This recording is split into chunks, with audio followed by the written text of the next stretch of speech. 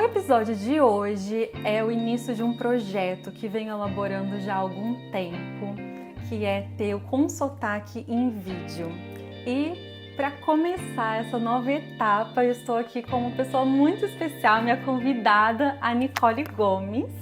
Ela é atriz, mora em Los Angeles desde 2019. Ela estudou na Escola Superior de Cinema e Teatro UIPL, fez parte do grupo de teatro O Bando, estudou também na Escola de Filme e Teatro de Lisboa.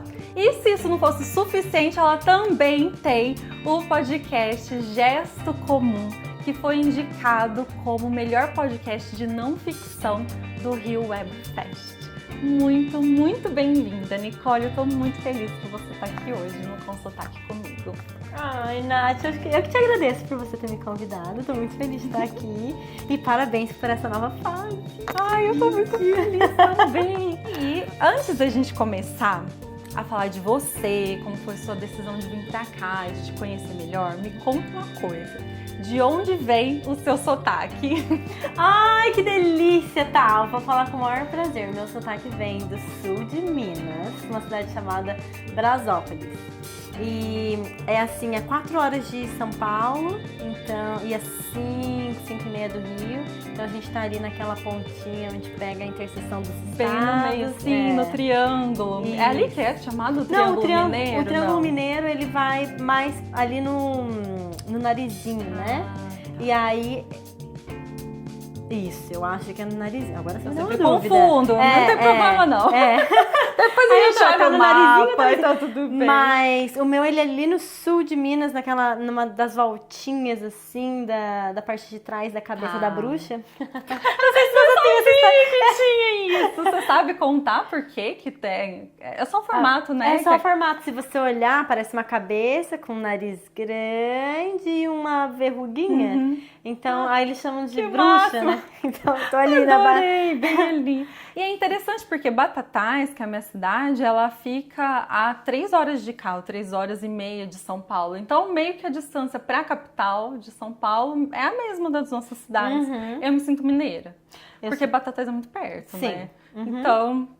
E o nosso sotaque, E é assim, ele tem um R que também tem no interior de São Paulo, assim, né? Então, vamos lá. Olha, eu tenho gostado muito de perguntar para as minhas convidadas como era a vida de vocês antes de sair do Brasil. Então, como que era para você lá? O que você estava fazendo quando você estava no Brasil antes de vir, sabe, para cá? E o que te levou a falar, agora eu vou, agora eu saio? Tá. Então, antes de vir pra cá, eu vim para os Estados Unidos em 2018. Meu primeiro ano foi em Connecticut. Então, mas eu tô aqui em Los Angeles desde 2019. Então, voltando lá no Brasil, eu fiz teatro a minha vida inteira. Sim. Mas na minha faculdade eu fiz a Federal Fluminense em administração. Nossa! E eu tinha acabado de voltar acho que eu voltei em 2016. Isso. Final de 2016 eu tinha acabado de voltar de Portugal. E aí eu finalizei a minha faculdade da UF. E comecei a procurar emprego, porque assim... Eu tava com o bando, o grupo de teatro. Sim. E a gente tava fazendo peça, mas aí começou uma desaceleração da economia e o primeiro setor que sente é o cultural. Exato, eles tiram o investimento. Porque já não é uma área que tem muito dinheiro, né? O pessoal já não coloca muito ali, aí fica sem suporte do governo ou de outras empresas, né, que geralmente trazem e fica sem, tá. E enquanto você trabalhava no bando, era trabalho mesmo, vocês tinham peças de teatro e você recebia por isso, pelas peças, como que era isso? Eu fiquei curiosa. O bando, ele era um grupo independente de teatro, assim, então a gente chamava, de começo chamava Bando Teatro Amador. Ai, que legal. E aí a gente virou só bando. Mas a gente produzia, escrevia, fazia... Todas as nossas peças eram autorais e a gente vendia, então, as peças. A rede que a gente mais apresentou foi a rede Sesc E era muito legal, era muito divertido. Nossa, imagino. são ótimas lembranças. E aí, então, sim, a gente ganhava por obra, né? Então, eu não era como se assim, fôssemos contratados de algum, ou tivéssemos uma companhia e um teatro fixo. Não, a gente vendia as peças e apresentava. Então, a gente ganhava por obra. E aí era muito legal. Então, assim, tinha dia que eu tava, sei lá, no Rio de Janeiro, aí tinha outro dia que eu tava em Barra Mansa, aí depois em Volta Redonda, aí depois Que gostoso! Eram várias cidades, assim, que a gente ia. Ai, muito gostoso. Imagina. E então eu formei a faculdade de administração.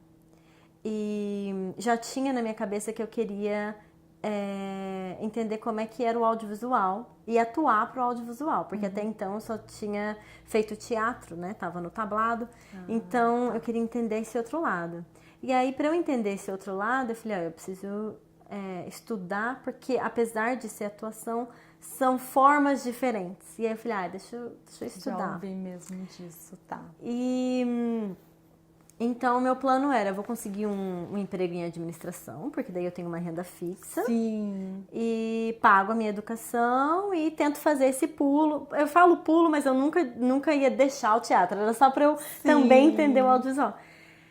Só que como estava desacelerando economicamente, o Brasil estava começando a entrar uma crise naquele momento, eu não consegui muitas oportunidades de emprego. Entendi. E aí eu falei, bom, o que eu posso fazer para matar esse tempo, mas não deixar também ficar onerando aqui. Então eu falei, eu vou treinar meu inglês, que eu sempre estudei inglês, mas eu tinha muito mais conhecimento gramatical do que eu tinha de fala. Falei, vou ir treinar ele e comecei a procurar intercâmbios. E aí o intercâmbio que eu achei que daria, porque assim, eu não tinha dinheiro suficiente para ir para um intercâmbio sem poder ganhar nenhum dinheiro, né? Onde é que eu fosse. E, ao mesmo tempo, são poucas as oportunidades que você tem de intercâmbio trabalhando. E aí eu achei um que deu um match com as minhas experiências. E você queria vir para os Estados Unidos? Isso. Na verdade, eu iria para qualquer país que falasse inglês, porque eu queria praticar o inglês. Tá. Mas os Estados Unidos, para os Estados Unidos, você acaba achando mais opções de intercâmbio. Com opção de remuneração. Isso. Que bom! Eu achava que Nova Zelândia fosse o mais fácil. Eu acho que assim, a Austrália e a Nova Zelândia agora tá muito. Na época que eu comecei a procurar, não tinha tanto assim. Ou talvez essas oportunidades não foram me ofertadas. Ofertadas a mim, né? Não sei. E aí... Detalhes. Aí eu achei o au pair. Não sei se já ouviu falar, que é aquele que você vem de babá. E eu já tinha trabalho com criança, porque eu também fazia, sabe, acampamento de férias? Eu fazia eu era instrutora, as minhas peças do bando tinham muitas que eram para as crianças, então eu já tinha esse trabalho com criança. E eu falei, bom, eu já tenho experiência, só preciso pegar um pouco mais experiência de babá unitário, né? Ali você com uma criança só mesmo.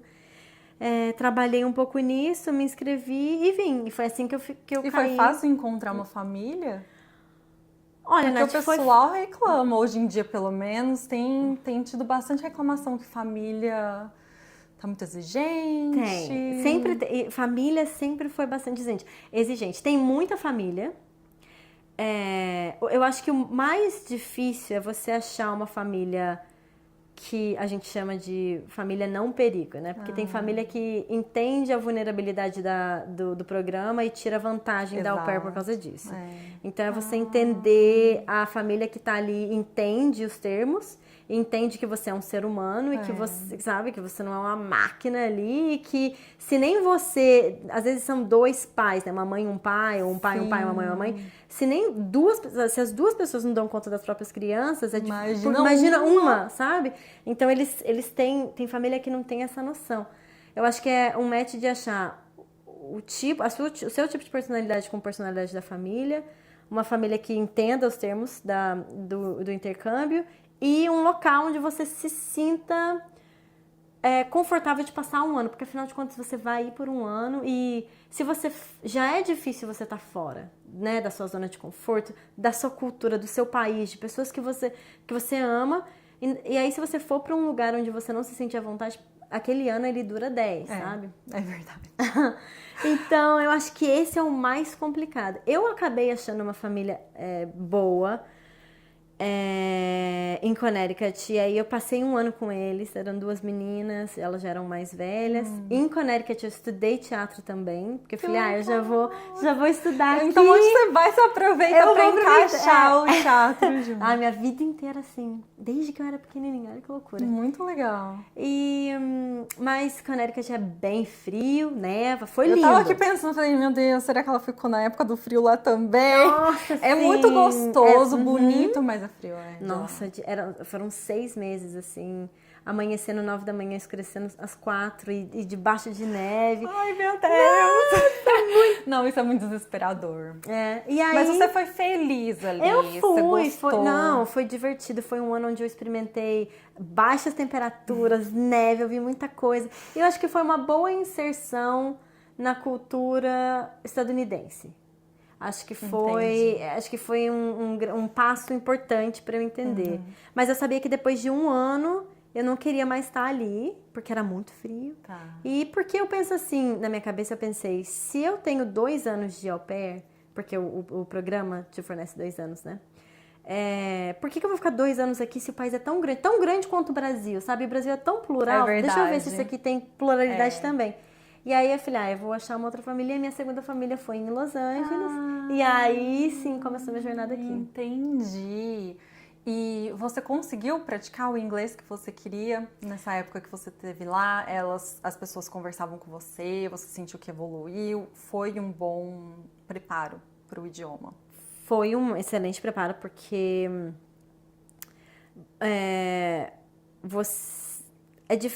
eu acho que quando você vem como au pair e você está morando no lugar onde você trabalha, você não tem muita saída a não ser falar. Você tem que falar. Você tem que falar com as crianças, você tem que falar com o seu empregador.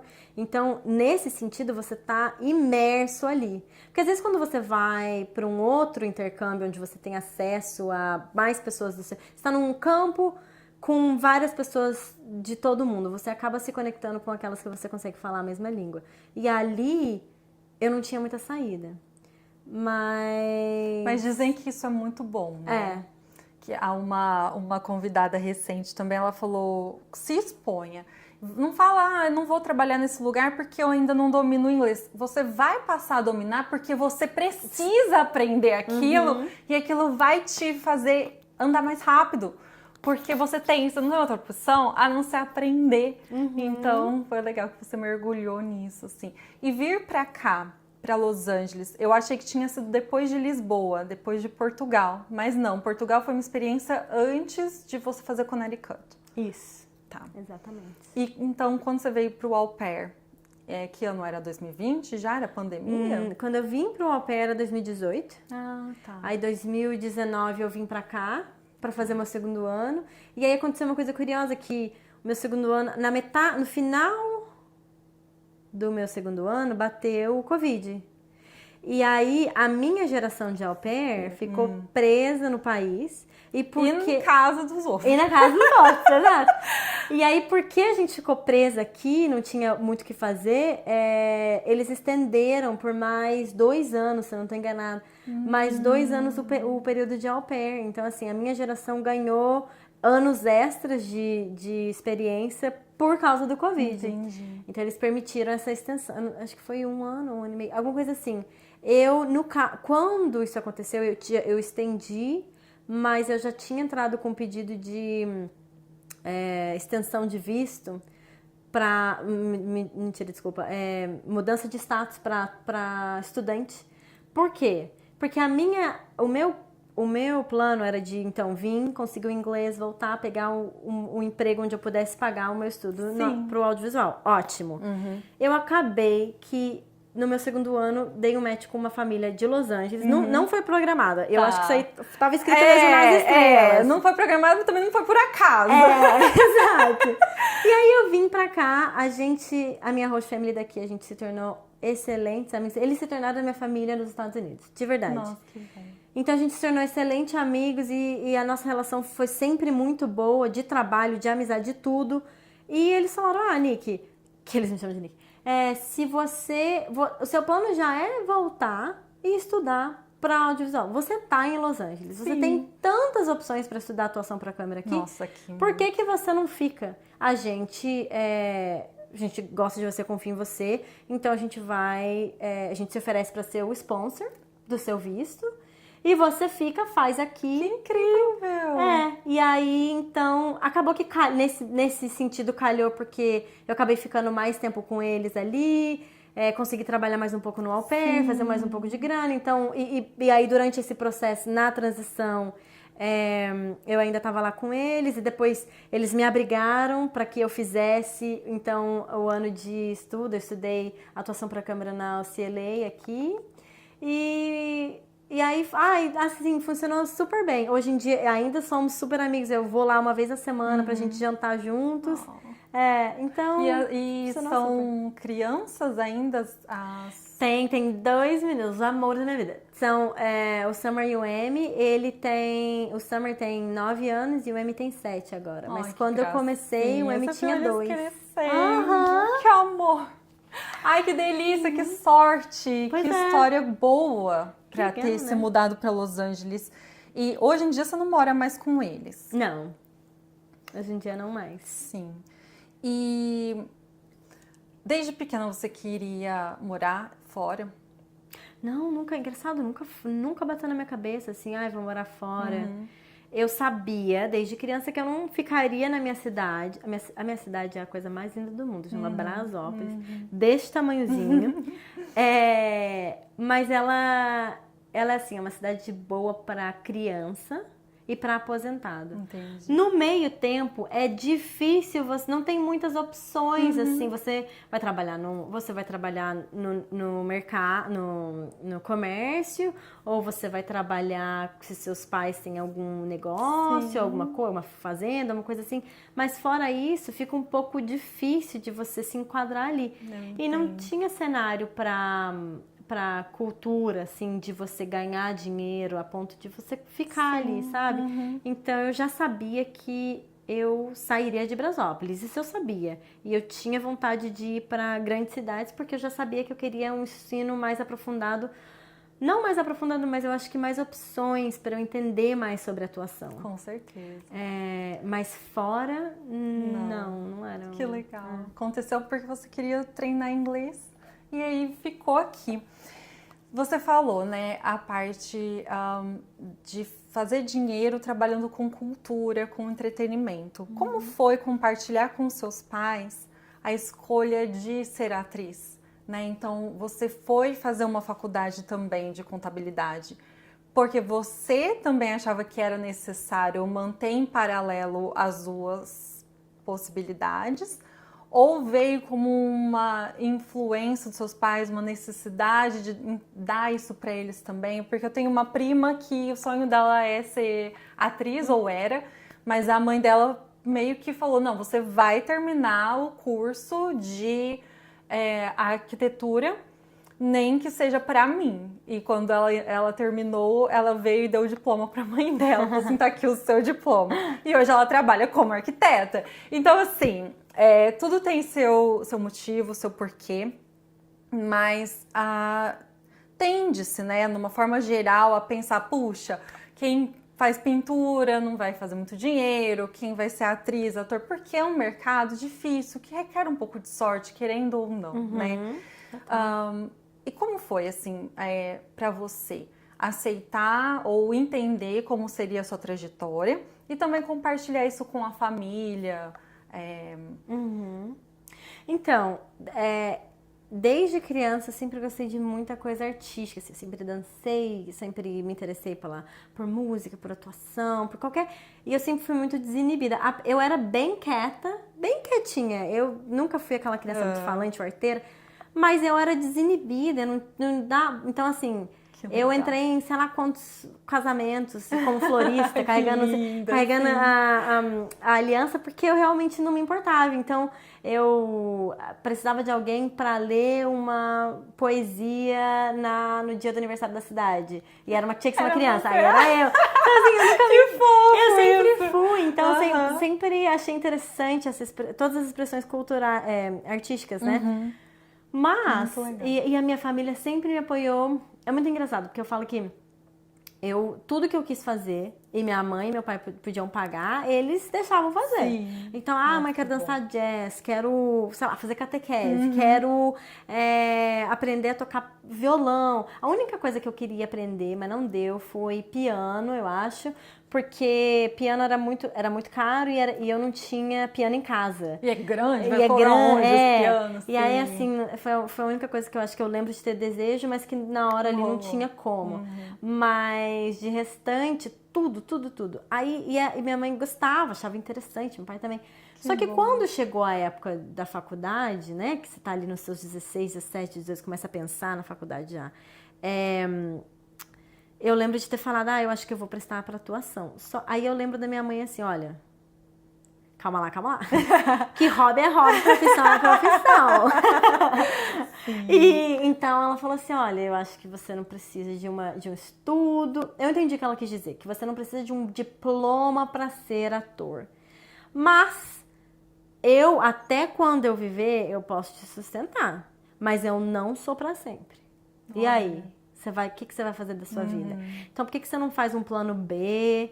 Aí você faz alguma coisa outra aí, e aí pelo menos você tem um diploma, porque você consegue fazer as duas coisas. Sim, E aí na entendi. época ali eu achei assim que aquele era um pensamento que fazia sentido, e eu falei, eu vou fazer administração então. Porque daí eu consigo. É bem geral também. Geral, eu consigo emprego. Só que eu acho que assim, o universo é tão engraçado que, apesar de na minha cabeça ali na hora fazer sentido, eu pensei. Quando eu saí da faculdade, eu não conseguia emprego em administração. Sabe que loucura, né? Eu não conseguia emprego em administração. E aí eu assim. Não é que era. E assim, todo o conhecimento eu acho que é válido. Nossa, eu também. Super Não gostei. importa o que, sempre vai agregar. Me deu amizades, sabe, agregou coisas no meu cérebro, achei muito legal e tal, então tá ótimo. Mas quando eu saí de lá, eu não tinha aquela paixão, sabe? E aí eu fui a algumas entrevistas de trainee e ficava eu e um outro candidato, assim, ó. Eu chegava longe. Sim. Mas aí eu sempre caía do tipo, então me fala, Nicole, vamos fazer um cenário aqui. A gente em 5 anos, como é que você tá? Aí eu acho que assim, era aquele milésimo de segundo onde eu ficava assim, eu não vou estar aqui, sabe? Que eu resistia na resposta. Que daí eu nunca pegava. Então assim, eu acabei fazendo e eu entendi que depois que eu fiz a administração e terminei e tal, eu falei, cara, eu ainda sentia em mim a necessidade de ter um diploma em atuação para eu me sentir digna de me chamar de atriz, o que é Nossa, isso aí são temas para terapia intensa. Por anos. Porque não é necessário, mas na minha cabeça eu não me sentia tão digna de me chamar de atriz, sabe? Então eu precisava desse diploma e aí eu fui então atrás disso. Faz sentido. E um outro ponto foi também do tipo, eu precisava... Ótimo, eu vou sempre ter esse diploma de administração se eu precisar, mas eu consegui entender que pra mim faz mais sentido se eu agora, então, correr atrás de atuação. Mesmo que a atuação seja assim, mesmo que eu precise ter que eles chamam de... Aqui eles chamam de day job, ou survival job, que é o emprego que vai pagar suas contas. Exatamente. Mas eu vou estar sempre envolvida no outro lado, não adianta, é parte de mim, Então você sabe? já percebeu que isso... é o que você vai fazer. É o que eu vou fazer. Eu vi uma atriz falar isso. Eu acho que é a atriz do VIP. Do VIP? Eu não vou lembrar o nome dela, mas enfim, eu acho que ela falou isso. Que ela sabia que pro resto da vida dela ela ia fazer stand-up, mesmo que isso não desse um centavo de dinheiro pra ela. É muito interessante. Ela falou, isso é o que eu sei, eu gosto de fazer. Aí ela explica, aconteceu de eu conseguir trabalhos na TV e me realizar sim. Mas se eu tivesse que estar aqui todo dia em cima do palco, eu estaria mesmo sem ganhar dinheiro com isso. É isso. Me veio isso na cabeça quando você contou. É muito isso, porque é assim, ó, e eu falo que não é que não é que eu não fico cansada, tem hora que cansa, porque É como se você estivesse levando 2 carreiras no tempo de uma, sabe? Sim. Porque você tem que ganhar dinheiro de alguma forma. E você tem que... demanda tempo, demanda investimento, demanda interesse, pesquisa, tudo nisso numa atuação. E às vezes, muitas das vezes, você não tá ganhando dinheiro. Exato. Mas eu já desisti tantas vezes. Já desisti, eu falei, ai, não, tá cansada, agora já deu. Aí eu desisto. Dali um tempo, eu tô de volta e eu nem sei como. Eu nem muito incrível, sei que como. legal. E aí eu fico, meu Deus, como é que eu tô de volta? Então eu já entendi que, assim, é parte inerente de mim, sabe? Eu não consigo, quando eu vejo, eu já tô ali fazendo. Então é fazer as pazes com isso. E eu gosto muito do filme que chama O Palhaço, que é com o Selton Mello. Uhum. E a gente, depois de assistir esse filme recentemente, porque eu queria lembrar o Daniel dessa ideia de que a gente tá aqui para fazer aquilo que a gente tá aqui para fazer. E o filme O Palhaço, vai ser um spoilerzinho aqui, mas enfim, ele fala, eu sou palhaço e isso é o que eu sei fazer. E a mensagem do filme é essa, a gente sabe fazer aquilo e a gente tem que fazer aquilo independente do resultado financeiro. Claro, fica difícil manter essa ideia porque a gente tem que sobreviver, a gente tem que pagar contas e tudo mais. Mas dá pra balancear. E ele falou todos os dias na entrevista, todos os dias, eu penso em desistir. Eu falo, não vou mais ser ator, dá muito trabalho, eu não aguento mais, porque tem muita política, tem isso, tem aquilo. Mas aí no dia seguinte ele fala, mas é isso que eu faço, é isso que eu sou, sabe? Isso é quem eu sou. E eu acho muito incrível, porque o mesmo processo acontece comigo no podcast. Do tipo, mas demora pra crescer, mas eu não faço dinheiro com isso, mas ninguém vê. Mas e daí? Você sente um prazer tão grande de estar com a pessoa que faz tudo valer a pena, né? E na hora que você tá ali envolvida com esse assunto, você fala, tá bom, deixa pra lá esses... Eu tenho chamado assim de pontos secundários, o dinheiro. Quando pensando no... É ótimo, né? Porque, peraí, mas enfim, ele é secundário quando a gente tá fazendo uma coisa que gera prazer, que faz uma coisa na gente, que dá uma autoestima, que traz alegria. Então, é saber até onde a gente vai continuar como hobby ou não, e onde que a gente nunca vai abandonar isso, porque é parte da gente.